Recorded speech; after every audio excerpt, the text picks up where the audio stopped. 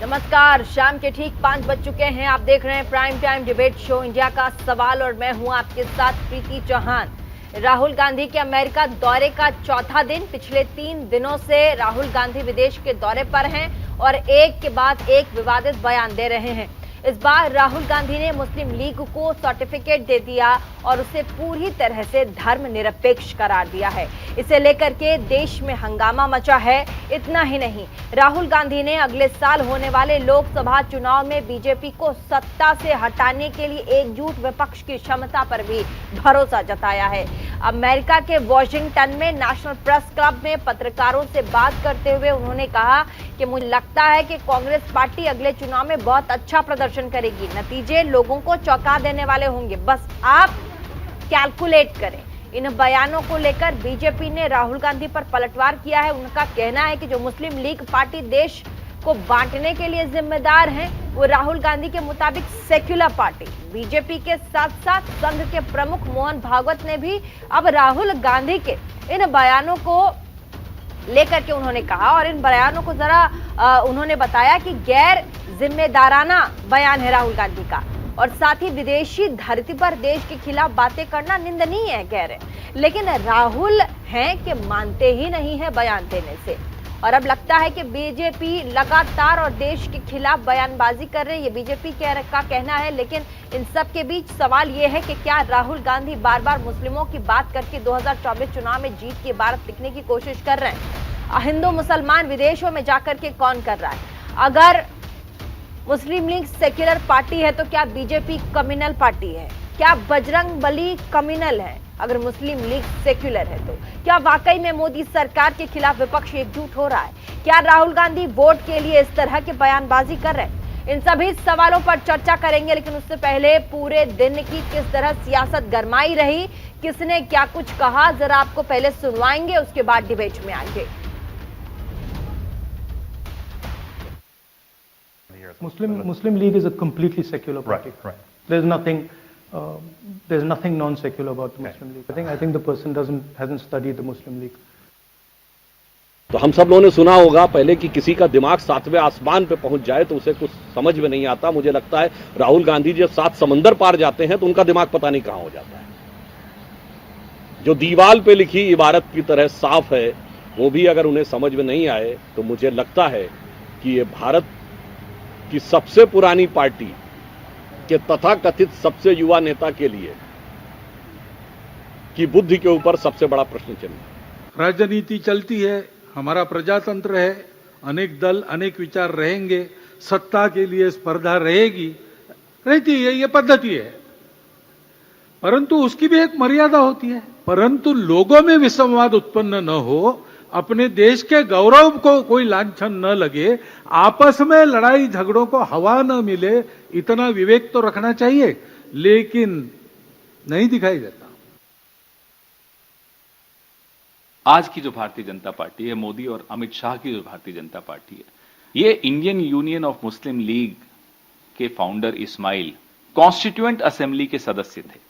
Indian union of Muslim league के founder Ismail ने 62 के जंग में अपने बेटे मियां खान को चीन से लड़ने के लिए हिंदुस्तान की आर्मी को सुपुर्द करने की पेशकश की थी। ये वो मुस्लिम लीग है जिसके ई अहमद को अटल बिहारी वाजपेयी जी ने जिनीवा भेजा था 1993 में। ये वो मुस्लिम लीग है जिससे भारतीय जनता पार्टी ने स्वयं नागपुर म्युनिसिपैलिटी में अलायंस किया, गठबंधन किया म्युनिसिपैलिटी पे कब्जा करने के लिए रखा है। उनकी विकृत सेकुलरिज्म की परिभाषा में देश के और समाज के विभाजन के लिए जिम्मेदार दल भी सेकुलर बन सकते हैं। कल तो वो आईसिस को भी सेकुलर कह सकते हैं। ये वही लोग हैं जो अफजल गुरु और याकूब मेमन को हालात का मारा और न्याय प्रणाली से प्रताड़ित भी बताते हैं। तो हमारे साथ इस डिबेट में आज बातचीत करने के लिए, चर्चा करने के लिए, क्योंकि बहुत महत्वपूर्ण बात है, मुस्लिम लीग की बात हो रही है, साथ ही बीजेपी भी अब कहने लगे कि क्या मुस्लिम लीग ही राहुल गांधी को बहुत पसंद है, जो कि भारत का जब पार्टीशन हुआ था आज़ादी के समय में, उसका कारण रहा। ऐसे में कांग्रेस क्या उसे पसंद कर रही है? क्या जिन्ना की मुस्लिम लीग को राहुल गांधी पसंद कर रहे हैं? कई सारे सवाल हैं, इसका जवाब हम लेंगे। हमारे साथ आज जो मेहमान है, हमारे साथ बातचीत करेंगे महेश वर्मा, नेता बीजेपी के होंगे। तहसीन पूनावाला, राजनीतिक विश्लेषक हमारे साथ होंगे। दीपक शंखधर, संघ विचारक हमारे साथ होंगे। मोहम्मद इरफान, उपाध्यक्ष इंडियन यूनियन मुस्लिम लीग के, बहुत बहुत स्वागत आपका। केपी मलिक, वरिष्ठ पत्रकार हमारे साथ होंगे। आप सभी का बहुत बहुत स्वागत। और सबसे पहले महेश वर्मा जी बीजेपी के नेता, लेकिन उससे पहले तहसीन पूनावाला, राजनीतिक विश्लेषक हमारे साथ। क्या राहुल गांधी को जिना की नीति पसंद है? क्या राहुल गांधी को मुस्लिम लीग की रीति और नीति क्या दोनों पसंद है? और ये जिना वाला जो पॉलिटिक्स है, मुस्लिम लीग वाला जो पॉलिटिक्स है, तहसीन पूनावाला, ये राहुल गांधी के ऊपर तो आरोप लगते रहे। बीजेपी लगातार कहती थी कि इन्हें बड़ा पसंद आता है, और आज जाके तारीफ भी कर रहे हैं, कह रहे हैं सेक्युलर है। तो क्या बीजेपी कम्युनल है? थैंक यू प्रीति जी, मैं आपके शो में शिरकत करने का मुझे मौका मिला, इसलिए मैं आपका बहुत शुक्रगुजार हूँ। आपके आखिरी प्रश्न से शुरू करता हूँ, क्या बीजेपी कम्युनल है? बिल्कुल 100% कम्युनल पार्टी है, मैं इस चीज को मानता हूँ। No if no but, BJP communal party है। दूसरी चीज, अगर आप मुझ पे कट कर सकते हैं, मैं डिस्ट्रैक्ट हो रहा हूँ, तो मुझे समझ में नहीं आ रहा मेरी बात आ रही है नहीं आ रही है। बिल्कुल आपकी आवाज आ रही है, एकदम क्लियर आ रही है, लाउड एंड क्लियर है आपकी आवाज जी। क्यों? बट बहुत डिस्ट्रैक्शन, थैंक यू। दूसरी चीज तो बीजेपी बिल्कुल उस पर नो इफ एंड बट। दूसरी चीज, मैं इंडियन मुस्लिम लीग पे आने के पहले, जैसे पवन ने बिल्कुल सही बताया कि ये वो मुस्लिम लीग नहीं है। इसमें एक्चुअली जो पवन ने आपको एक बात नहीं बताई, जो जिन्ना और इस मुस्लिम लीग में जो स्प्लिट हुआ था, क्योंकि जिन्ना की मुस्लिम लीग के साथ हिंदू महासभा ने 3 जगह पर सरकारें बनाई, 3 सूबों में, बंगाल में, अनडिवाइडेड बंगाल, पंजाब और नॉर्थ ईस्ट के में। बट वो अलग एक चीज है। वो जो स्प्लिट हुआ था वो देश की आजादी को लेकर ही हुआ था। इस वाली मुस्लिम लीग ने कहा देश का बंटवारा नहीं होना चाहिए। याद रखिए, हिंदू महासभा ने सरकार बनाई, इनने स्प्लिट की।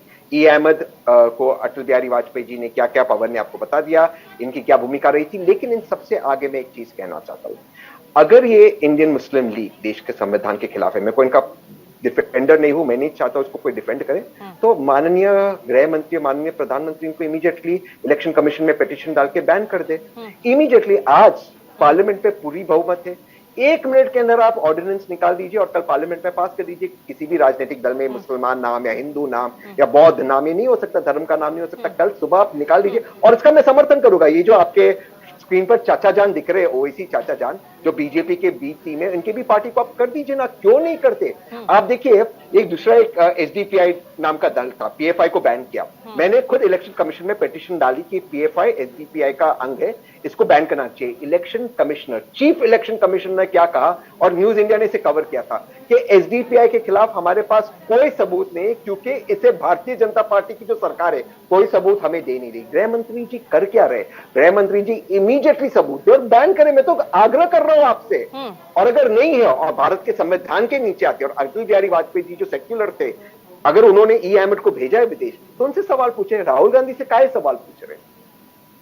हमारे साथ महेश वर्मा जी, नेता बीजेपी के भी हैं। 2024 के लिए कह रहे हैं विदेश में जाकर के राहुल गांधी, पत्रकारों से प्रेस क्लब में वार्ता कर रहे थे, उन्होंने कहा कि क्लियर है वो 2024 में बड़ा विपक्ष तैयार हो गया है, उसे नजरअंदाज करना ठीक नहीं है, और विपक्ष ही है जो 2024 में मोदी को मात देगी। साथ ही राहुल बिल्कुल क्लियर हैं, उन्हें मुस्लिम लीग सेक्युलर लग रहा है।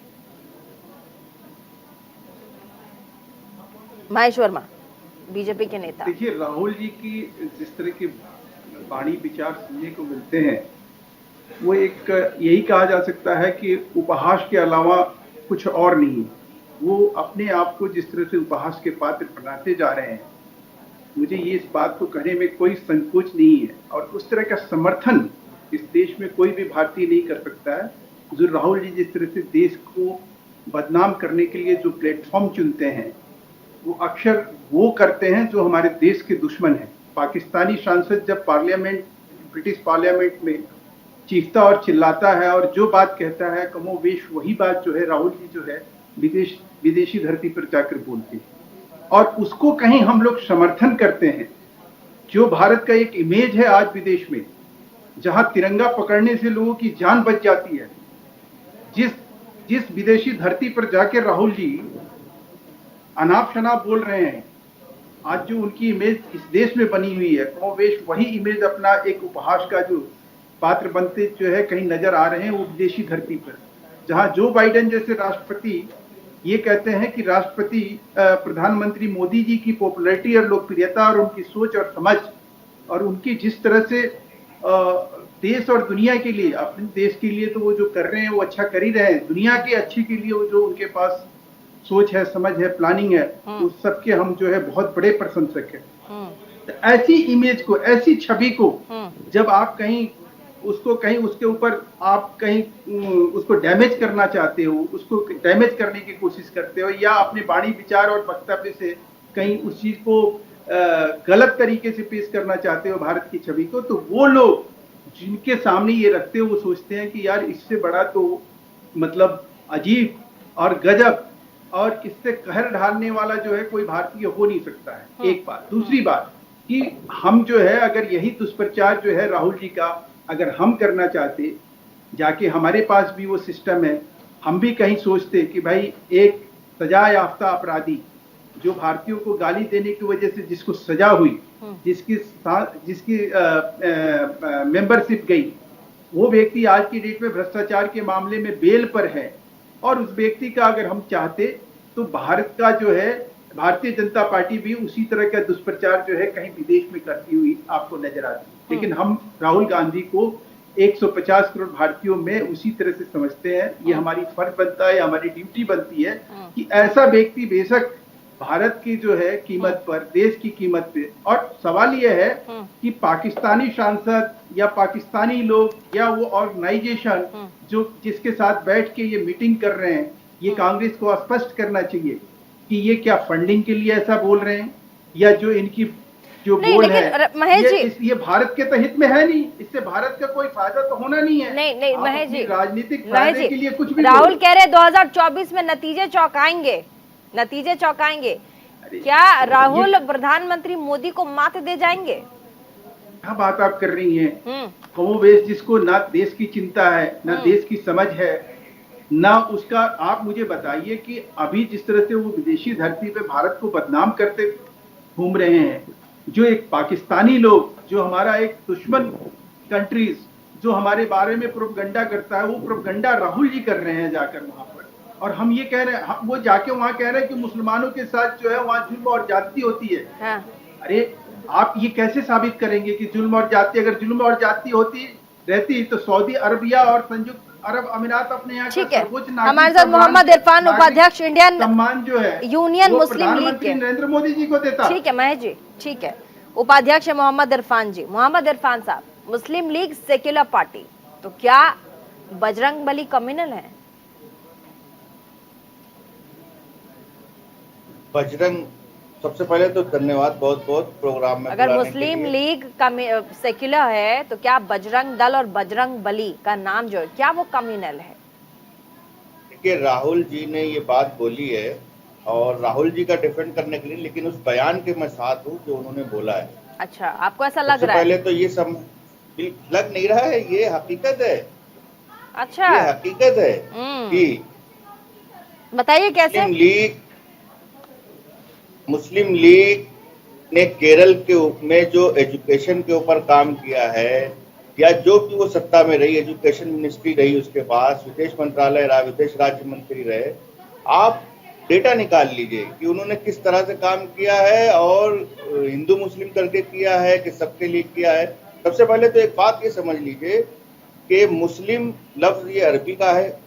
इसका मतलब क्या होता है? इसका मतलब होता है ऐसा आदमी, ऐसे लोग, ऐसा शख्स जिसके अंदर कोई किसी तरह की बुराई ना हो। और लीग ये इंग्लिश का लफ्ज है, लीग यानी जमात है, यानी कि ग्रुप। तो ऐसे लोगों की जमात, यानी जिन्ना साहब की पार्टी का नाम भी मुस्लिम लीग था सर, जिन्ना साहब की पार्टी का नाम भी मुस्लिम लीग था।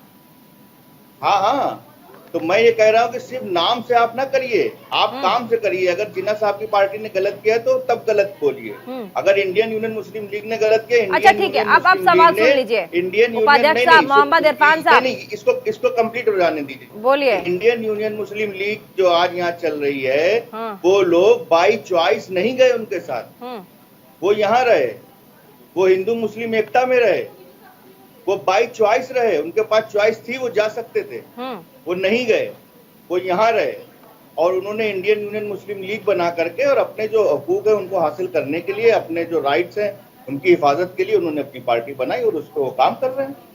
अच्छा, आपको नहीं लगता कि AIMIM के अध्यक्ष असदुद्दीन ओवैसी ने परसों ही कहा है राहुल गांधी को कि विदेश में जाकर के भ्रांतियां मत फैलाइए, लोगों को भ्रम में मत डालिए। आप कहते हैं कि हमारे देश में अल्पसंख्यकों को टारगेट किया जा रहा है, और अल्पसंख्यक सिर्फ मुसलमान नहीं है, सिख और ईसाई ये भी अल्पसंख्यक है जिन्हें टारगेट किया जा रहा है। तो भ्रमित मत कीजिए, आप जाके विदेश में अनर्गल बातें मत कीजिए। आपको अगर प्रधानमंत्री मोदी से चिढ़ है या फिर आप उन्हें कुछ कहना चाहते हैं, देश में कहिए, प्रधानमंत्री को कहिए, कम से कम मुसलमानों को जाकर के विदेश में बदनाम मत कीजिए। और आज मुस्लिम लीग का साथ ले रहे हैं, क्या उनको सिंपैथी वोट 2024 में चाहिए मुसलमानों का, इसीलिए मुस्लिम लीग मुसलमानों को टारगेट किया जा रहा है? और मुस्लिम लीग जो है हमारे यहाँ पार्टी है वो कम्युनल सेक्युलर है, बीजेपी कम्युनल है, क्या है मतलब? अब आपको नहीं लगता ऐसा, हमारे साथ उपाध्यक्ष साहब हैं, आपको नहीं लगता कि हमारे देश के मुस्लिम भी पढ़े लिखे अब समझदार हैं, उनको भी लगता है कि हमारे भले के लिए जो पार्टी है हमें जो ग्रोथ देगा उसको वोट करें? 75 सालों में हम जितने गर्त में गए हैं उससे ज्यादा किसी पार्टी ने हमें नहीं लूटा है। क्या कहेंगे आप? तो इसीलिए तो आज का मुसलमान जागरूक हो रहा है, वो समझ रहा है कि हमने बसपा को बढ़ाया, हमने सपा को बढ़ाया, हमने कांग्रेस को बढ़ाया। अब उसको समझ में आ रहा है कि हमें अपनी बात रखने के लिए भी एक प्लेटफॉर्म ऐसा चाहिए कि जहां पर हमारे मसाइल का मुतालबा हो, जहां पर हम जो है दूसरे के भरोसे ना हो। हमने आजम खान का भी हश्र देख लिया, हमने इरफान सोलंकी का भी हश्र देख लिया। तो आप कहाँ विरोध कर रहे हैं? आप बताइए ना, राहुल गांधी के शब्दों का कहाँ आपने खंडन किया, आपने विरोध किया, आपने कहाँ किया? आप तो सपोर्ट किया, आपने कहा सही कहा उन्होंने। मैं उनके सपोर्ट में इस बयान के हूँ कि मुस्लिम लीग एक सेकुलर जमात है, मैं इस बयान के साथ हूँ, मैं इस पे सपोर्ट कर रहा हूँ। जब भी इंडियन यूनियन मुस्लिम ठीक है, लीग एक सेकुलर जमात है। महेश जी आपको कुछ कहना चाह रहे हैं? महेश वर्मा बोलिए। देखिए, मुस्लिम लीग की जो स्थापना हुई, उस स्थापना का जो उद्देश्य था उसको भी कमोबेश शायद राहुल गांधी को मालूम नहीं होगा। अगर वो कुछ इस तरह के कहीं महिमा मंडित मुस्लिम लीग को करने जा रहे हैं तो ये इस देश के लिए सबसे बड़ी और मतलब ये एक राजनीतिक त्रासदी होगी।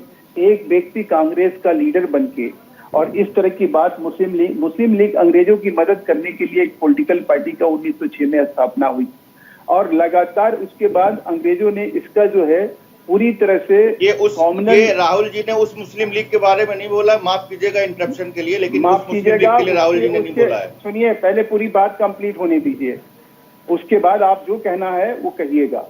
मैं पूछना चाह रहा हूं कि आज की डेट में आपके पास मुस्लिम लीग के अलावा इस देश में और कुछ कहने के लिए बचा नहीं है। आपकी सोच और समझ जो है सिर्फ मुसलमान और इस्लाम, और आप अभी क्या कर्नाटक में वादा करके आए मुसलमानों के साथ कि हम जैसे ही आएंगे सरकार में हम रिजर्वेशन को बहाल करेंगे? कर पाए आप? आपने क्या कहा कि हम बजरंग दल नहीं सवालों का जवाब लेंगे। सवाल कहाँ बताइए? हाँ, क्या सवाल है?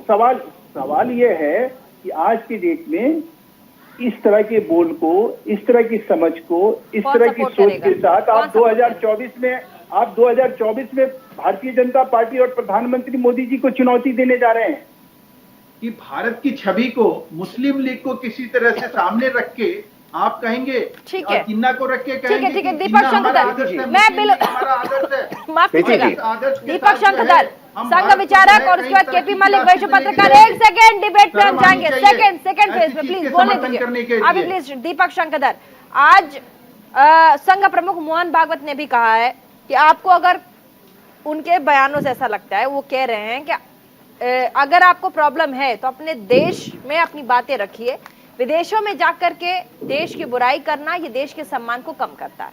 बिल्कुल सैद्धांतिक बात है। यदि आपको कोई असुविधा हो रही है, यदि किसी प्रकार की परेशानी है, तो आप एक राजनीतिक दल हैं और उस राजनीतिक दल होने के नाते से आप लोकतंत्र में जाकर के, लोकतंत्र के मंदिर में जाके विराजमान भी हैं आपके लोग, वहां आपको बात ये उठानी चाहिए।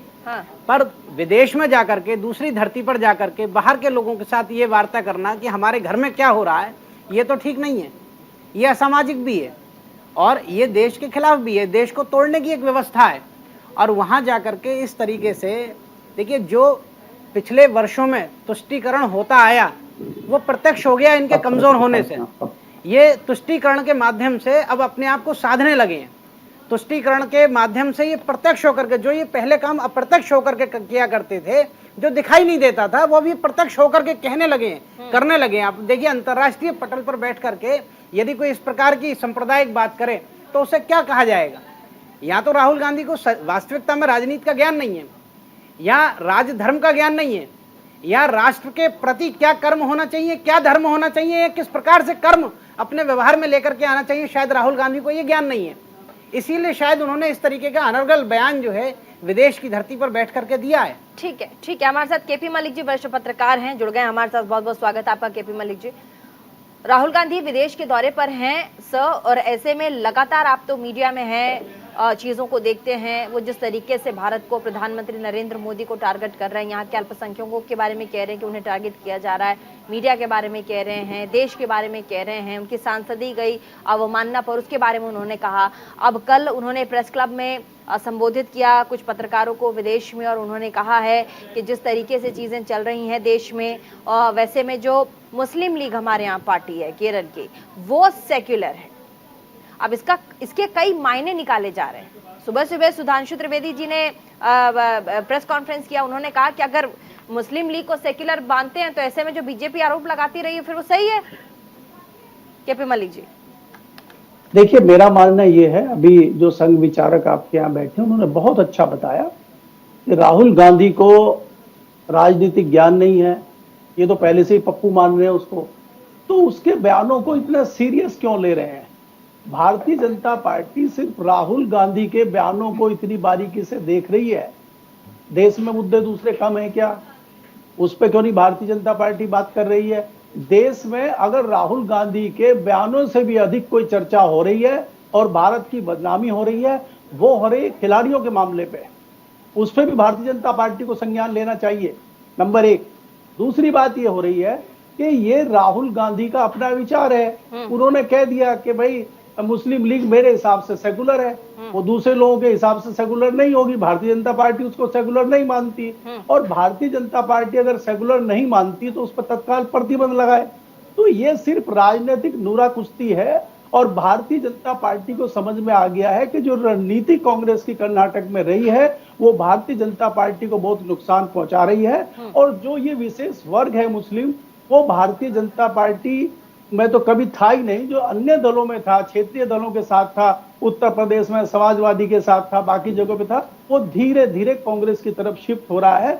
सबसे बड़ी हड़बड़ाहट, सबसे बड़ी घबराहट भारतीय जनता पार्टी के लिए है, और भारतीय जनता पार्टी उसकी चिंता करके इस तरह की चीजें कर रही है। देखिए आप जानते हैं मेरा किसी दल से कोई लेना देना नहीं है, बिल्कुल, बिल्कुल। लेकिन ये हकीकत है, तो इसलिए इस हकीकत पे सोचना चाहिए। राहुल गांधी के बयान को कतई भी भारतीय जनता पार्टी को सीरियस नहीं लेना चाहिए, मेरा ही मानना है। सर केपी मलिक जी, ये भी कहा जा रहा है कि जिस तरीके से अल्पसंख्यकों मुसलमानों के बारे में राहुल गांधी कह रहे हैं 2024 की प्लानिंग है, ऐसे में कह रहे हैं मोदी को घेरने का प्लान है लेकिन केंद्र में मुसलमान है, इस पर क्या कहेंगे केपी मलिक जी? देखिए आप ये देखिए कि भारतीय जनता पार्टी भी हिंदू मुस्लिम और पाकिस्तान की बात कर रही है ना। चुनावी जो संग्राम आने वाला है 2024 का, उसी के मद्देनजर ये बात हो रही है ना। नहीं तो मैंने कहा देश में मुद्दे बहुत हैं, शिक्षा, बेरोजगारी, महंगाई, इस पे तो कोई सियासी दल चर्चा कर ही नहीं रहा है, कांग्रेस भी नहीं चर्चा कर रही उस पे तो। लेकिन अब कांग्रेस को समझ में आ गया है कि ये हमें दूसरे मुद्दों पे चर्चा करने से वोट नहीं मिलेगा, अब असली चोट वहीं करना चाहिए जो जहां भारतीय जनता पार्टी चाहती है, और उसी का नतीजा है। देखिए कांग्रेस बहुत ज्यादा उत्साहित है, और मैं लगातार कहता हूं कि कांग्रेस को कर्नाटक की जीत पे बहुत ज्यादा उत्साहित होने की जरूरत नहीं है। वो ऐसी एक भारतीय जनता पार्टी का सामना कर रही है जो उससे कहीं आगे है, हर चीज में उससे आगे है। तो उसका मुकाबला करने के लिए ये कांग्रेस की छोटी सी रणनीति है, और जिससे भाजपा घबराई हुई है। तमाम सियासी दल है, भारतीय जनता पार्टी अपनी सियासत करने के लिए सियासत करती है, और कांग्रेस अपनी सियासत को चमकाने के लिए सियासत करती है, और दोनों को दिखाई दे रहा है कि 2024 में क्या करना है। ब्रेक के बाद एक बार फिर से स्वागत आप सभी का प्राइम टाइम डिबेट शो में। वापस चलेंगे जल्दी से हमारे साथ तहसीन पूनावाला, राजनीतिक विश्लेषक। तहसीन, आपने महेश वर्मा जी के सवालों को सुना, आपने केपी मलिक वरिष्ठ पत्रकार है उनको भी सुना, ऐसे में सेक्युलर की बात तो कर रहे हैं, लेकिन कम्युनल मुद्दा आजकल कांग्रेस भी उठा रही है। उन्हें ऐसा लग रहा है कि ये ट्रेंड है, 2024 जीतना है, हम मुद्दों पर बात करेंगे तो शायद वोट ना मिले, और यही मौका है, बहती गंगा में हाथ धो लो और कम्युनल और सेक्युलर की राजनीति कर लो। क्या कहेंगे? बहुत अच्छा सवाल है प्रीति जी। मैं दोबारा से दोहराना नहीं चाहता हूं, लेकिन एक दो लाइन दोहराऊंगा जो वरिष्ठ पत्रकार मलिक साहब ने कहा और मैंने अपने ओपनिंग स्टेटमेंट में कहा। अगर ये Indian Muslim league communal party है, जैसे मैंने खुद पिटीशन डाला था एसडीपीआई के खिलाफ इलेक्शन कमीशन में, जिसका जवाब आया चीफ इलेक्शन कमिश्नर ने कि देश के गृह मंत्री ने कोई सबूत नहीं दिया, इस पार्टी के खिलाफ देश के गृह मंत्री और देश के माननीय प्रधानमंत्री से बैन कर दे। और अगर पिटीशन की जरूरत है प्रीति जी, कल सुबह मैं आपको पिटीशन भेज देता हूं, फॉरवर्ड कर दे, कोई दिक्कत नहीं है। एक तो ये बात माननीय प्रधानमंत्री को करनी है, ना प्रीति जी कर सकती, ना मलिक साहब कर सकते, ना मैं कर सकता, ना मोहम्मद साहब कर सकते, ना महेश साहब कर सकते, ना दीपक साहब। प्रधानमंत्री जी अपना कर्तव्य करें। दूसरी बात मैं कहना चाहता हूं, जिसपे मलिक साहब ने थोड़ा सी ये बात की जिसमें मैं इन्वॉल्व था, इंसाफ की सिपाही जो हमारा एनजीओ जिससे कपिल सिब्बल ने फाउंड किया है, जिसके फाउंडर्स कपिल सिब्बल है, हम लोग सुप्रीम कोर्ट के रेस्लर्स के लिए सुप्रीम कोर्ट ने ऑर्डर किया कि एफआईआर हो। प्रीति जी, मैं बड़ी विनम्रता से हाथ जोड़कर आपके सामने कहता हूं, क्योंकि मैं आपकी बहुत रिस्पेक्ट करता हूं, मुझे पूरे देश में एक दूसरा उदाहरण दिखा दीजिए, पूरे देश में एक दूसरा उदाहरण कि लड़की का स्टेटमेंट, माइनर लड़की का स्टेटमेंट 164 में रजिस्टर हुआ है, वो स्टेटमेंट बिल्कुल ओरिजिनल कंप्लेंट से मैच होती है। ये बात सुप्रीम कोर्ट ने कहा एफआईआर रजिस्टर हो और व्यक्ति जो अक्यूज्ड है वो अरेस्ट नहीं हुआ। मैं हाथ जोड़ के कहता हूं इसलिए क्योंकि अब कोई अंकल चाचा ताऊ आ गया कहता है ये लड़की माइनर नहीं, तो ये लड़की जिसने भारत को रिप्रेजेंट किया, क्या भारत ने चीटिंग के अंतरराष्ट्रीय स्टेज पे कि हम नॉन माइनर को माइनर के कैटेगरी में भेजते, क्या हो रहा है हमारे मुल्क में? देश का अपमान प्रीति जी तब होता है, मैं कोर्ट नहीं कर रहा हूं, नहीं कम्युनल वो कह रहे हैं केपी मलिक जी ने साफ कहा, मैं भी सवाल यही है, आप नहीं आप सेक्युलर बोल के कम्युनल काम करके आप वोट ले जाएंगे, ऐसा थोड़ा होता है। बोलिए प्रीति जी, मैं सेक्युलर पे आ रहा हूँ। सुनिए, देश का अपमान तब होता है प्रीति जी जब मणिपुर में गन्स माउंटेन्स पे AK-47 और 56 के साथ ड्रग रूट, मेरे शब्द ने, मणिपुर के मुख्यमंत्री के शब्द है, drug route, international drug route से वेपन्स आ रहे हैं और हमारे सिटीजन्स को मारा जा रहा है।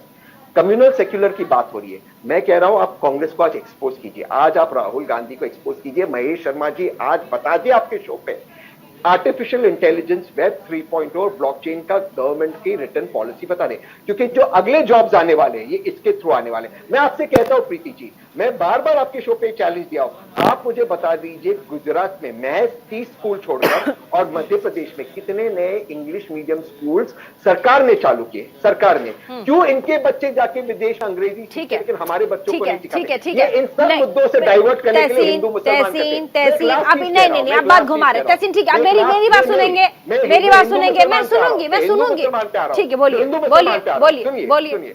मैं कह रहा हूं आज हिंदू धर्म को लेकर या किसी भी धर्म को लेकर मैं बड़े स्पष्ट शब्दों में कह रहा हूं, क्यों जय शाह सड़क पर नहीं उतरते तलवार लेकर? क्यों शिवराज सिंह चौहान के बच्चे नहीं उतरते?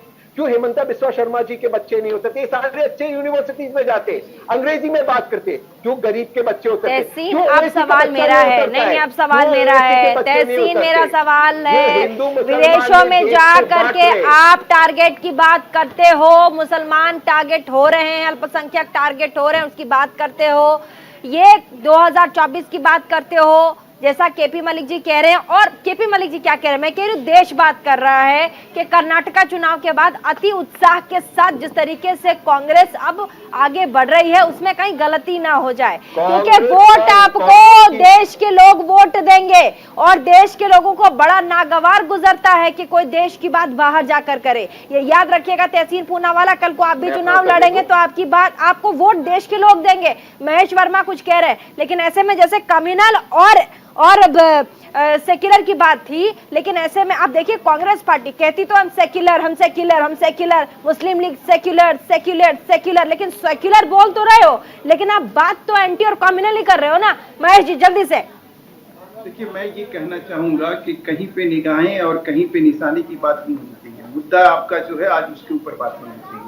अरे सर उसी पे बात हो रही है, आप कहाँ जो रेसलर की चिंता जो है, नहीं बात कीजिए, आप आज वाले मुद्दे पे बात कीजिए प्लीज। देखो तहसीन जी, मैं आपके बीच में नहीं बोला था, मेरी आपसे गुजारिश है कि आप आराम। बिल्कुल, लेकिन आप लड़कियों पे बोलिए ना, उनको इंसाफ क्यों नहीं मिल रहा? हम लोग गए थे, सवाल है कि इस देश में अगर सुप्रीम कोर्ट उसके ऊपर निगाहें रखी हुई है और सुप्रीम कोर्ट प्रॉपर मॉनिटर कर रहा है, तो सिर्फ पॉलिटिकल कारणों से जो है रेसलर का इमेज और इस्तेमाल नहीं एक होना। लड़की का शोषण इस हो जाता है, political इस देश कैसे में हो? अगर न्यायालय है और जी, उसके ऊपर नाइंसाफी विश्वास है तहसीन, तो आप उसके ऊपर कहीं विश्वास करना सीखो। आज के मुद्दे पर बात राजनीति कीजिए करना प्लीज। बंद इधर करो। उधर की बात मत कीजिए। पहलवानों के और कुश्तियों के नाम पर यहाँ राजनीति मत करो। महेश जी आज इससे की कोई बात फायदा कीजिए। नहीं। महेश जी मुद्दे पर बात कीजिए। अब आ जाओ कि राहुल गांधी के इस बयान के ऊपर कांग्रेस को स्पष्ट करना चाहिए और देश को पता होना चाहिए कि जिस मुस्लिम लीग को नेहरू ने 1956 में ये कहते हुए कि ऐसी मुस्लिम लीग की अगर स्थापना हुई तो भारत का एक विभाजन तय है, ये किसने कहा था? सवाल यह है कि राहुल गांधी को अगर ये समझ नहीं है कि उनके परदादा और उनके परनाना उसी मुस्लिम लीग को कोसते रहे हैं, उस मुस्लिम लीग के खिलाफ रहे हैं, आज उसको उसकी आरती उतार रहे हैं जब तक बयान। ठीक है, दीपक शंकर जल्दी से। दीपक शंकर, ये इस तरह की सोच नहीं। एक मिनट। हाँ। अब सवाल यह है कि ये क्या फंडिंग के लिए ऐसा कर रहे हैं राहुल गांधी? जो कांग्रेस फंडिंग बाहर से लेती है, दो ऑर्गेनाइजेशन उनके पूरे इस प्रोपगंडा के लिए जो है, इस दुष्प्रचार के लिए जो स्पॉन्सर कर रहे हैं, तो ये स्पष्ट होना चाहिए देश के सामने कि अगर पैसा और फंडिंग के लिए देश के खिलाफ अगर इस तरह की बात कही जा रही है, जिन्ना और मुस्लिम लीग की बात की जा रही है, तो ये स्पष्ट होना चाहिए और आपके दर्शकों को आज बताना पड़ेगा, जो इनके हित चिंतक है, जो शुभचिंतक है, जो इनके समर्थन के लिए आज यहाँ बैठे हुए हैं। ये देश की बात है, ये देश के खिलाफ ये काम किया जा रहा है। दीपक शंकर, ये मैं आपको बता दूं, क्योंकि बात हो रही है सांप्रदायिक होने की और न सांप्रदायिक होने की, आज का विषय नहीं है, पर मैं फिर भी ये कहना चाहता हूं, ये जो लव जिहाद का मुद्दा चल रहा है, आए दिन जो बालिकाओं की हत्या हो रही है, हिंदू लड़कियों की जो हत्या हो रही है, इस पर मुस्लिम लीग क्यों नहीं कुछ कहती है? और इस मुस्लिम लीग की यही इतिहास है, यही इस मुस्लिम लीग का इतिहास है कि इन्होंने हमेशा सांप्रदायिक भावनाओं को भड़काया है। 1935 में जब भारतीय एक्ट आया था, गवर्नमेंट ऑफ इंडिया एक्ट आया, तब भी इन्होंने जो है हमेशा मुसलमानों के लिए आरक्षण की बात की। उसमें 1% इन्होंने चुन करके ये भेजा कि इतना प्रतिशत होना चाहिए, सरकार में हिस्सेदारी होनी चाहिए। इस तरीके से उन्होंने बिल्कुल एक तरफा चुनाव जीता। इसका लाभ अंग्रेजों ने भी उठाया। इरफान साहब, इनका लाभ। अब मुझे बताएं इरफान जी, कि कितने फतवे जो हैं कितनी मस्जिदों से जारी हुए। दिल्ली में एक हिंदू लड़की की हत्या हो जाती है, सरेआम सड़क हत्या हो जाती है। बताएं सवाल क्या? मस्जिदों से सवाल क्या कह रहे? जेल चला गया वो, लेकिन आपका सवाल क्या है? सवाल क्या दीपक जी, सवाल क्या पूछ रहे हैं? क्यों नहीं उस पर प्रश्न उठाया? क्यों उस लड़के के पक्ष में खड़े रहे? आपकी चुप्पी मुस्लिमों के पक्ष में होना दिखाती है। नहीं तो आप सेक्युलर किसकी बात कर रहे हैं? बताइए ना, मैं मुस्लिम लीग की बात कर रहा हूँ। हाँ बताइए मोहम्मद जी, जल्दी से। हाँ देखिए, सबसे पहली बात तो ये कि विदेश में जाके राहुल गांधी जी ने ये कहा, विदेश में जाके उस पर बताइए राहुल गांधी इरफान जी, उस पर बताइए। राहुल गांधी पे बात हो गई, मुझे इस पर बताइए ना कि आप सांप्रदायिक नहीं है। आप सांप्रदायिक नहीं है, ये प्रूफ कीजिए। आप सांप्रदायिक नहीं है, आप हिंदू लड़कियों के साथ खड़े हैं, आप इसको प्रूफ कीजिए। क्यों नहीं प्रूफ करते? ठीक है, धैर्य। इरफान जी बताइए। सबसे पहले तो ये कि राहुल गांधी ने विदेश, राहुल गांधी नहीं चलेगा, राहुल गांधी नहीं चलेगा। मैंने जो प्रश्न किया उसका राहुल गांधी अगर जो अभी दिल्ली में हिंदू लड़की की हत्या हुई, बहला करके फुसला करके जिस प्रकार से विवाह किया गया और उसकी हत्या हुई, इन विषयों पर क्या कहना है? एक बात बोल ले। अच्छा ठीक है, राहुल गांधी बहुत हुआ, 40 मिनट से राहुल गांधी हो रहा है। कम्युनल और सेक्युलर, आप पूछ रहे हैं ना? ठीक है, आप कह रहे हैं क्या? मैंने बिल्कुल वाजिब प्रश्न किया है। हाँ, मैंने बिल्कुल जवाब दे रहे, वाजिब प्रश्न है, जवाब दे रहे। सेक्युलर कम्युनल बोलेंगे अभी। इरफान जी, पहली बात तो ये कि विदेश में जाकर कहना, भारत में रहकर कहना, कानपुर में रहकर के कहना, अब ये बात, ये जो सवाल बना रहे हैं ना कि विदेश में वो यहाँ भी बोलेंगे, मेरे सवाल पर जवाब दीजिए। जाएगी वो नहीं, जो यहाँ पर एक इशू बन रहा है ना कि विदेश में जाके बोलना, अब वो विदेश और देश कुछ नहीं रहा। अब आप कहीं पर भी बैठ करके बोलते हैं, वो इंटरनेशनल न्यूज बनती है। तो वो ऐसा कहना कि वो वहां जाके नहीं बोलना चाहिए था, यहाँ पे बोल देते तो ठीक था, वहां पे नहीं जाकर के बोलना चाहिए था, ये एकदम बेबुनियाद। ये भी आपकी संकीर्ण सोच है इरफान जी, बहुत दुख के साथ कहना पड़ रहा है। जो सवाल है जवाब सेक्युलर और कम्युनल, सेक्युलर और कम्युनल, सेकुलर और कम्युनल के मुद्दे पर जो इनका सवाल है कि उस इशू पे क्यों नहीं बोली मुस्लिम लीग, इस इशू पे क्यों नहीं बोली मुस्लिम लीग, इनको पता ही नहीं है असल में, इनको पता ही नहीं तो बता है, दीजिए, इसलिए बता दीजिए। ऐसे सवाल कर रहे हैं। मैं ओहो बता दीजिए ना, हर मुद्दे पर आप बता दीजिए, हर मुद्दे पर सर हर मुद्दे पर, हाँ हर मुद्दे पर हमारा बयान जाता है, हर मुद्दे पर हम बताइए, हम घोर ये समझ लीजिए कि जितनी बताइए, शिद्दत के साथ कर सकते हैं, कहाँ बयान जा रहा है, उसको डिनाई करते हैं। वो बयान का अब कुछ आप- डाटा अब है आप क्या आपके हमारे पास? टेस्ट में- अब आप वो हमारे बयान का टेस्ट में डाटा है नहीं, क्या आप- आपके आप- पास? आप- कोई आप पब्लिश अपना रिपोर्ट है क्या नंबर आपके हम पास? आपको भेज दिया करेंगे व्हाट्सएप पर, हाँ? कि हमने किसकी जो हैगा भर्त्सना की, किसके हमने WhatsApp पे किसको- भेज किसको दिया? जो डिनाई किया। नहीं मेरा आपसे कोई संपर्क नहीं है, आपने किसके व्हाट्सएप पे भेजा है? मैं यही तो कह रहा हूँ कि आपका संपर्क नहीं ना, इसलिए ऐसा आप बोल रहे हो। ठीक है, नहीं, तहसीन आप जवाब, बता दीजिए तहसीन घुमाइए मत, पब्लिकली कह दीजिए, अरे फ्रेम चला गया है, आप पब्लिकली कह दीजिए, या फिर आप ये मान लीजिए कि आप कम्युनल हैं, उनका फ्रेम चला गया है, या फिर आप ये मान तहसीन लीजिए जवाब कि आप देना कम्युनल चाहते हैं, हैं। इस पर तहसीन जवाब देना चाहते हैं, तहसीन हाथ उठा रहे, ये बहुत बड़ा भी सवाल है, देश में इस वक्त की बात चल रही है, अब वो बोल रहे हैं क्या आप कम्युनल नहीं है क्या, ये चीजें हो रही हैं और आपकी चुप्पी है, आप लोगों की चुप्पी है, तो क्या आप लोग कम्युनल नहीं है क्या, जवाब दीजिए। जी दीपक भाई ने बहुत वाजिब सवाल उठाए, मैं बहुत रिस्पेक्ट करता हूँ, एक रिक्वेस्ट करता हूँ बीच में मत बोलिए।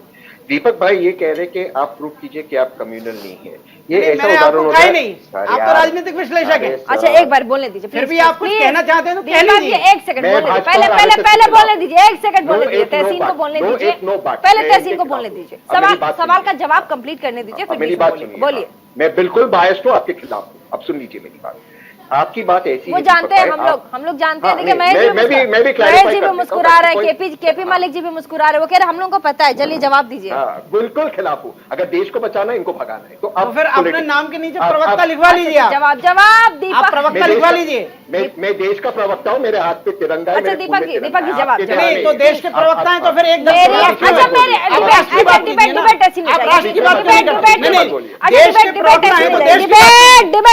खिलाफ में या किसी के पक्ष में खड़े होकर बात क्यों? नहीं आपका ऐसा क्यों कहना है कि आप आरएसएस और भाजपा के खिलाफ? एक सेकंड, आप ये क्यों नहीं कहते कि मैं कांग्रेस के भी खिलाफ हूँ? एक सेकंड, आप ये क्यों नहीं कहते कि मैं राहुल गांधी के भी खिलाफ हूँ? क्यों नहीं कहते आप?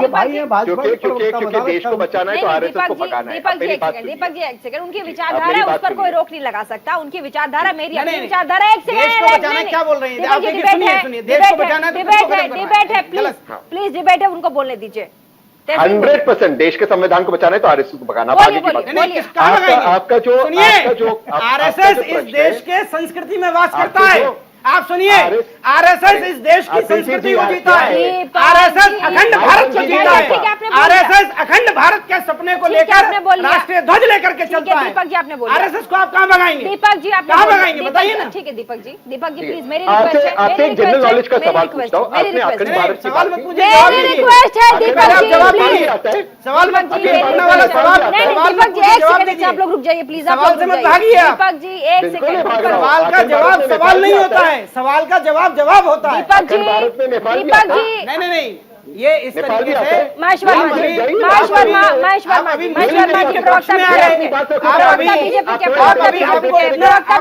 प्रवक्ता बीजेपी के मुस्लिम लीग से मेरा सवाल और कष्ट हुआ आपको, प्रवक्ता बीजेपी के, आप लोग आपस में ऐसे करेंगे आपकी आवाज नहीं जाएगी बाहर, हमारे जितने व्यूअर्स हैं सुन नहीं पाएंगे। प्लीज इनको बोलिए, ना बोले तो मैं उत्तर दे सकता दीपक जी प्लीज डिबेट है, सब बोलते हैं बीच में, आप मत बोलिए, उनको बोलने दीजिए, कंप्लीट हो जाएगा, मैं आपको मौका दूंगी क्योंकि आपने दीपक भाई पूछ रहे प्रूव कीजिए कि आप कम्युनल नहीं है।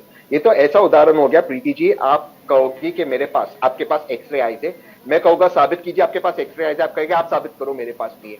भैया अगर कम्युनल है इसका एक बहुत सिंपल समाधान है, माननीय प्रधानमंत्री माननीय गृह मंत्री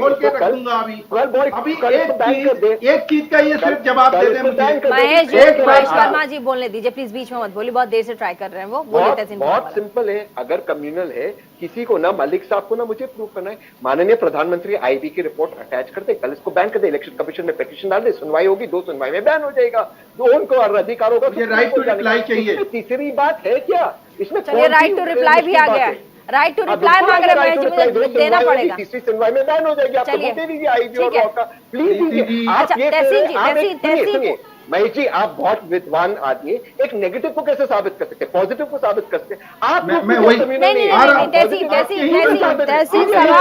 तहसीन सवाल एक सेकंड, सवाल ये है, वो कह रहे हैं कि जिस तरीके से अब उन्होंने कहा धर्मांतरण का मुद्दा चल रहा है, लड़कियों को आप देखिए लव जिहाद वाला इतना इशू है।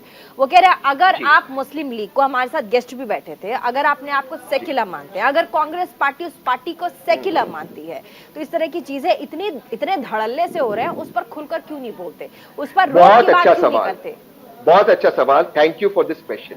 धर्म, रिलीजियस कन्वर्जन, लव जिहाद और तीसरा एक देश में एक कानून, ये तीनों मुद्दे इस वक्त सुप्रीम कोर्ट में, तीनों मुद्दे इस वक्त सुप्रीम कोर्ट में, और देश के अटॉर्नी जनरल माननीय तुषार मेहता से 6 बार सुप्रीम कोर्ट, क्योंकि इसमें मैं इस मामले में काम कर रहा हूं, 6 बार सुप्रीम कोर्ट ने कहा एफिडेविट में सरकार का क्या स्टैंड है, आप लिखिए, आपका पर्सनल ओपिनियन नहीं चाहिए। आज तक सरकार ने एफिडेविट में नहीं दिया। नॉर्थ ईस्ट में जाके कहते हैं ये लोग 1 नेशन 1 लॉ हम नहीं लाएंगे, एक देश एक कानून। Mahesh Varma ji, right to answer, reply to right to answer, right to reply का राइट टू रिप्लाई नहीं, अब राइट टू रिप्लाई। अपनी बात समाप्त करता हूं, एक लास्ट लाइन दीजिए फिर मैं समाप्त करता हूं। मैं कह रहा हूं आप या तो ऑर्डिनेंस या तो सुप्रीम कोर्ट में एफिडेविट में दे दीजिए। ठीक है महेश वर्मा जी, हो गया सर। महेश वर्मा जी जवाब, महेश वर्मा जी जवाब, महेश वर्मा जी जवाब। देखिए ये कितनी बड़ी जगलरी है आपके दर्शकों के साथ और इस देश के साथ। 8 नवंबर 2019 की घटना है। केरल हाई कोर्ट ने मुस्लिम लीग के विधायक साजी को और मुस्लिम लीग को उसको अयोग्य इसलिए करार दिया कि उसने जो है सांप्रदायिक तरीके से जो है अपनी बात रखी और कॉम्युनल होने के वजह से मुस्लिम लीग के उस विधायक को कॉम्युनल होने की वजह से उसको डिस्क्वालीफाई किया और केरल उच्च न्यायालय ने किया। और ये कह रहे हैं कि हम इलेक्शन कमीशन में पिटीशन फाइल किए हुए हैं कि भाई इसी तरह से चीजें हुई और ऐसे हुआ और वैसे हुआ। दिखा सकते हैं ये कहीं? और क्या डिस्क्वालिफिकेशन जो है इलेक्शन कमीशन के कहीं एक्ट में होता है? डिस्क्वालिफिकेशन करने का राइट्स किसके पास है? इस तरह से झूठ बोला जाएगा टीवी पर आके? इलेक्शन कमीशन में स्टेक होल्डर कौन होता है? सारी पॉलिटिकल पार्टियां होती है। 14 एक्ट है जिससे वो गवर्न होता है, उसके अलावा कुछ नहीं होता है। झूठ और फरेब की तरह जो है एक पढ़ा लिखा आदमी जो है इस तरह से बरगलाए। तहसीन जवाब देना चाहते हैं, जल्दी से केपी मलिक, जल्दी से। क्या मतलब बनता है इस तरह की चीजों का? तहसीन जल्दी से जवाब, ठीक है जवाब ले लीजिए, जवाब ले लीजिए, लगाते और सुप्रीम कोर्ट के जवाब ले लीजिए, जवाब ले लीजिए। इसको डिस्क्वालीफाई करिए इस पॉलिटिकल पार्टी को। ये कॉम्युनल पार्टी और सिम्मी से क्या संबंध है? केरल हाई कोर्ट की क्या टिप्पणी थी मुस्लिम लीग को लेकर? सिम्मी को स्पष्ट करे तहसीन पूनावाला, स्पष्ट करे राहुल गांधी, हिम्मत तो बताएं। Thank you. ये है रिपोर्ट, अगर आप देख सकते हैं प्रीति जी, मैं आपको व्हाट्सएप कर दूंगा। India Today, Hindu, Times of India, मैं डेट पर से बताता हूँ। Chief election commissioner Rajeev Kumar ने कहा है, मैं इंग्लिश में हिंदी में अनुवाद कर रहा हूँ, एसडीपीआई के सारे डॉक्यूमेंट्स आ गए, गृह मंत्रालय से हमें कोई डॉक्यूमेंट्स नहीं मिला कि पीएफआई से जुड़ा हुआ है। ये रिपोर्ट है 3 अक्टूबर 2022 की, 3 अक्टूबर 2022 की हिंदू की report. SDPI escapes ban says not connected to PFI. Rajeev Kumar Vijeta Singh की रिपोर्ट है, आप जानते हैं विजेता सिंह जी को। ये रिपोर्ट वापस, the ministry of home affairs on Wednesday ban PFI but had no evidence against SDPI. Hindu की रिपोर्ट है। अपनी केरल हाई कोर्ट ने क्या कहा? आप प्लीज, केरल हाई कोर्ट ने क्या, तो कीजिए ना बैन, कीजिए ना बैन, कोई मना कर रहा है क्या आपको? कीजिए ना, केरल हाई कोर्ट ने कहा, कीजिए ना, कीजिए भाई। बैन करने की बात नहीं है। अरे तो बैन करने का काम इलेक्शन कमीशन का नहीं है। इतना तो सेंस रखते हो ना भाई। इलेक्शन कमीशन नहीं करेगा तो केंद्र की सरकार करेगी। कौन करेगा? नहीं, टीवी पे इलेक्शन कमिशन करेगा। अच्छा, केपी मलिक जी कुछ बोलना करेगा? केपी मलिक जी कुछ बोलना चाह रहे? केपी मलिक जी कुछ बोलना चाह रहे? एक सेकंड रुकिए, पत्रकार का व्यू, पत्रकार का व्यू, पत्रकार का व्यू भी ले लीजिए केपी मलिक जी। देखिए प्रीति जी, बहुत अच्छा महेश जी ने यहाँ पे बताया और बड़ा अच्छा लगा हमें सुनने में। महेश जी को ये भी बताना चाहिए कि प्रतिबंध लगाने के लिए तहसीन पूनावाला क्या करें, क्योंकि तहसीन पूनावाला ने तो बता दिया कि मैंने तो पिटीशन लगा रखी है। अब ये बताएं कि वो करें क्या, क्योंकि केंद्र में तो सरकार है ना भारतीय जनता पार्टी, वो कुछ मदद कर पाएगी क्या? या केरल से उनको कुछ करना पड़ेगा, या केरल सरकार या केरल हाईकोर्ट ही खत्म करेगा? उस पर प्रतिबंध तत्काल लगना चाहिए, हमें लग रहा है मुस्लिम लीग पे, तभी कुछ सुधार हो पाएगा। ये मैं पहले ही प्रीति कह चुका हूँ, ये तमाम सियासी दल जो हैं, चाहे वो कांग्रेस हो चाहे वो बीजेपी हो, सिर्फ लोगों को उलझा के अपना वोट सीधा करें। आप बताइए, कर्नाटक का इलेक्शन हुआ है, आपने कोई जन सुविधाओं की बात सुनी है किसी पार्टी से? नहीं बिल्कुल नहीं, बताइए मैंने तो आप कई बार बोला भी तो कि जन बताइए। सुविधाएं कहीं मलिक हैं? साहब, सीताराम कहीं भैया कहीं का महंगाई पे बात हो रही है? स्टेटमेंट ले लीजिए। हाँ। आज उन्होंने सर क्या दीजिए ना क्या बोला सर, सीताराम भैया तहसील ने? पूना वाला को दीजिए, मुझे तो कोई इलेक्शन लड़ना नहीं है महेश भाई, मुझे तो इलेक्शन लड़ना नहीं था। मलिक साहब, मैं पूना वाला आपकी को तरफ दे कर रहा हूं। एसडीपीआई के खिलाफ किया ना, कल करता हूँ। प्रीति जी कमिटमेंट दे रहा हूं, आपके शो पे आता हूँ। कल मैं पिटीशन आपको भेजता हूँ, प्रीति जी व्हाट्सएप को बोलो सपोर्टिंग एविडेंस के देना जी। अरे एविडेंस कौन लाएगा? ये तो आपकी बताइए इन्वेस्टिगेटिंग महेश जी। एजेंसीज लाएगी ना एविडेंस। दीजिए ना सर।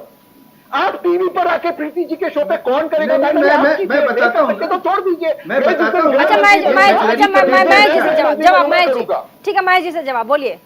आपको लगता है कि रियली आपका कोई कंसर्न है इस तरह का जिसके ऊपर आप पिटीशन फाइल करने जा रहे हैं, तो कम से कम एप्रोप्रिएट जो प्लेटफॉर्म है उसके पास जाइए।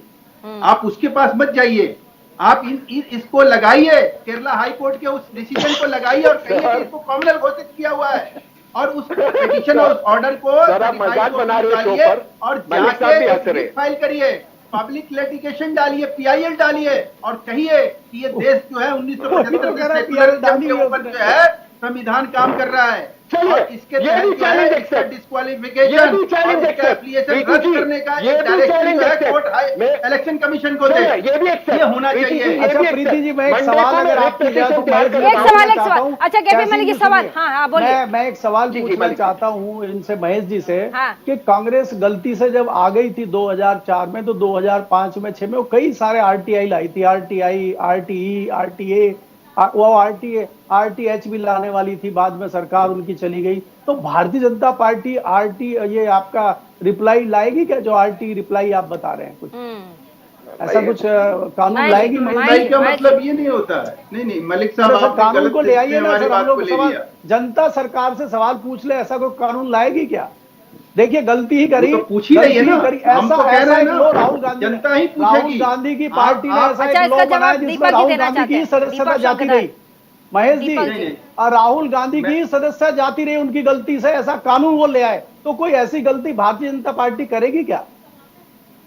देखिए, हम गलती करने के लिए यहाँ नहीं है, हम गलती करने के लिए जनादेश और आपका वोट नहीं लेते हैं। हम इस चीज के लिए नहीं काम करते हैं कि हम लोगों को चोर बताएं। तो मतलब जो आरटीआई वगैरह आया, आप गलती टिप्पणी बता रहे हैं करें उसको, 2 साल की सजा होते हैं, आपकी सदस्यता चले जाओ, गलती है मतलब? स्वाभाविक है। अगर मैं किसी को कानून चोर पूछ रहा हूं कहिएगा, सर, मैं कानून। मलिक को नहीं, मलिक सरनेम पर अगर मैं टीका टिप्पणी करूंगा और उसके लिए माफी भी नहीं मांगूंगा, ये कौन सी सदा सर, मैं यहाँ राजनीति में आप गुंडागर्दी करने के लिए बात आए। नहीं कर रहा हूँ, उसमें खाली राहुल गांधी की सदस्य नहीं गई है, बहुत लोगों की गई है। मैं एक्ट की बात कर रहा हूँ, मैं राहुल गांधी की बात नहीं कर रहा। उसकी पार्टी लेके आई थी।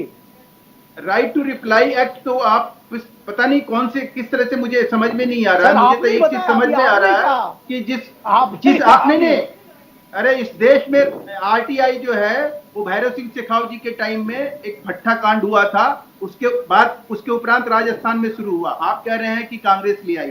सर मैं सेंट्रल की बात कर रहा हूँ सर मैं सेंट्रल की, मेरी नॉलेज कम है महेश जी, मैं तो आपसे समझने के लिए सवाल पूछा। देखिए, मेरी नॉलेज बहुत कम है, मेरी जानकारी में 2005 में आया है आरटीआई। सुनिए, एक ही पार्टी नीति के लोग हैं, आपसे ज्यादा अच्छा ठीक है, फाइनल कमेंट, जानता हूं कि मैं। ठीक है, फाइनल कमेंट की तरफ हम जाएंगे और शुरुआत हम करेंगे मोहम्मद इरफान साहब से। फाइनल कमेंट दीजिएगा मोहम्मद साहब। मेरा फाइनल कमेंट यही है कि ये बिला वजह का एक इशू बनाना कि विदेश में जाके ऐसा बोला, विदेश में जाके ऐसा बोला, ये एक मतलब जो कह लें कि एक छोटे जहन की अलामत है। और मुस्लिम लीग एक सेकुलर पार्टी थी, है, मैं उसकी बात नहीं करता। जो चली गई, जिसने बंटवारा कराया, मैं उसकी बात नहीं। मैं इंडियन यूनियन मुस्लिम लीग से जुड़ा हुआ हूँ, इंडियन यूनियन मुस्लिम लीग की बात कर रहा हूँ और उसको प्रूफ है। आज 75 सालों में आप एक भी बात ऐसी बताएं कि जिसमें उसने देश को तोड़ने की बात करी हो, या ऐसी कोई भावना फैलाई हो, या उसने देशवासियों के अंदर ऐसी कोई बात कही हो, कहीं नहीं बता सकते हैं आप। आज भी जो विदेश मंत्री अहमद साहब ने जो गल्फ में जो तमाम यहाँ के वर्कर जाते हैं और वहां पे रुक करके काम करते हैं, उनके लिए बेहतरीन इंतजाम किया, चाहे वो हिंदू हो, चाहे मुस्लिम हो, चाहे केरला का हिंदू हो, चाहे मुसलमान हो। और एक हैंडसम मनी जो हमारे यहाँ पैसा आता है इंडिया में, जो हमारे लिए रीढ़ की हड्डी बना हुआ है, आज हमें उससे क्या बेनिफिट मिल रहा है, ये सब जानते हैं। दीपक शंकर छोटा रखिएगा फाइनल कमेंट। बाहर जाकर के, विदेश की धरती पर जाकर के देश के देश में चल रही सरकार के विषय में अनर्गल बयान देना तो गलत है ही। पर मैं आपको बता दूं, इरफान जी अभी तक भी ये बता नहीं पाए मुझे कि मुस्लिम लीग कम्युनल नहीं है। कैसे? इन्होंने अब तक भी उस विषय पर कोई बात नहीं करी जिस विषय को मैंने यहाँ छेड़ा था। नहीं, मैंने बता दिया। अरे आप मुझे मत बताइए शॉर्टकट में क्या खत्म करना है। Final comment. You are not the principal here. आप मुझे मत बताइए। फाइनल कमेंट दीजिएगा। मैंने बता दिया कि मुस्लिम लीग हमेशा से वो सांप्रदायिक बातें करती आई है, संप्रदाय के लिए, एक विशेष संप्रदाय के लिए काम करती आई है, पूर्णतः संप्रदाय। ठीक है। Final comment. तहसीन हाथ उठा रहे हैं, उसके बाद केपी मलिक जी बोलिए। मैं ज्यादा मुस्लिम लीग का फैन नहीं हूं, जैसे आप जानते हो, लेकिन मैं एक चीज देश आपके माध्यम से देश की जनता को बताना चाहता हूं। जब गल्फ वॉर हुआ था, मलिक साहब मेरा साथ देंगे, ए अहमद साहब की जो भूमिका थी इराक में, डिस्पाइट गल्फ वॉर भारत ने प्लेन लैंड किए, कांग्रेस की सरकार नहीं थी। ए अहमद साहब ने जाकर सद्दाम हुसैन को मिले और इंडियन प्लेन्स को रनवे दिया गया था भारत को रेस्क्यू करना। ये भारत का दुनिया का सबसे बड़ा रेस्क्यू ऑपरेशन आज तक है। और गल्फ वॉर में उस व्यक्ति के पार्टी को आप कम्युनल कह रहे हो जिसने भारतीयों को बचाया, मुझे लगता है इससे ज्यादा शर्मनाक बात भाजपा और आरएसएस के लिए कुछ नहीं। आरएसएस आज तक एक दलित और ओबीसी चीफ क्यों नहीं बनाया, उसमें तो मैं जाऊंगा, क्योंकि आपने कह दिया आप एक विशेष मानसिकता से बात करते हैं। केपी मलिक के हम आपकी बात निष्पक्ष होकर सुन नहीं सकते। मुझे लगता है प्रीति, चश्मा चढ़ा करके बात करते हैं पूना वाला।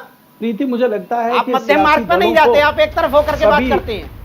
तो आपकी बात को उसी चश्मे से सुना जाएगा। को ध्यान में रख के काम करना चाहिए। किसी एक विशेष जाति, किसी एक धर्म को दिमाग में रख के किसी भी सियासी दल को काम नहीं करना चाहिए, मेरी ये मान्यता है। दूसरा मेरा मानना है कि कॉमन मैन, जो आम आदमी सबसे पीछे खड़ा हुआ है, वो किस जाति का है, किस धर्म का है, ये ना सोचते हुए सरकारें काम करें। कई सारे सियासी दल होते हैं, अलग अलग मेरा मत होता है, किसी का कुछ होता है, अलग अलग वोट देते हैं, लेकिन जो पार्टी सत्ता में आती है उसको एक नजर से सबको देखना चाहिए। और विपक्ष, अगर मजबूत विपक्ष भी आपके साथ होगा तो जनता के मुद्दे। बहुत बहुत शुक्रिया तमाम मेहमान हमारे साथ आए प्राइम टाइम डिबेट शो में। और ऐसे में आपने देखा राहुल गांधी विदेश यात्रा पर हैं और साथ ही जिस तरीके से राहुल गांधी एक पर एक बयान दे रहे हैं भारत को लेकर, प्रधानमंत्री नरेंद्र मोदी को लेकर, यहाँ कर संस्कृति को लेकर, मुसलमानों को लेकर, अल्पसंख्यक वर्ग को लेकर, मीडिया को लेकर, उससे देश में बवाल छड़ा हुआ है। पहले एक छोटी सी लाइन है जिसे मैं खत्म करूंगी, समाप्त करूंगी। देश के बाहर हमारे ऐसे कई पड़ोसी मुल्क हैं जहां पर ऐसे लोग रह रहे हैं जो भारत की नागरिकता के लिए तरसते हैं, जिनका अपना देश उन्हें बहिष्कार कर चुका है। उनको लगता है, आप देख लीजिए रशिया, यूक्रेन, यहाँ पर युद्ध चल रहे हैं। कश्मीर पाक ऑक्यूपाइड जहाँ पर है, वहाँ पर लोगों की दुर्दशा आप देख लीजिए। कई ऐसे देश हैं, कई ऐसे नागरिक हैं, वो चाहते हैं कि काश हम भारत में रहते और भारत का हिस्सा होते। लेकिन ये बहुत सोचने वाली बात है कि जो लोग भारत का हिस्सा है, भारत की राजनीति में है, भारत की जनता से रूबरू होते हैं, वो भारत के बारे में, यहाँ की राजनीति के बारे में, देश के बाहर अगर कुछ कहते हैं तो दुख होता है। छोटे से ब्रेक के लिए रुकेंगे, ब्रेक के बाद भी खबरों का सिलसिला लगातार जारी।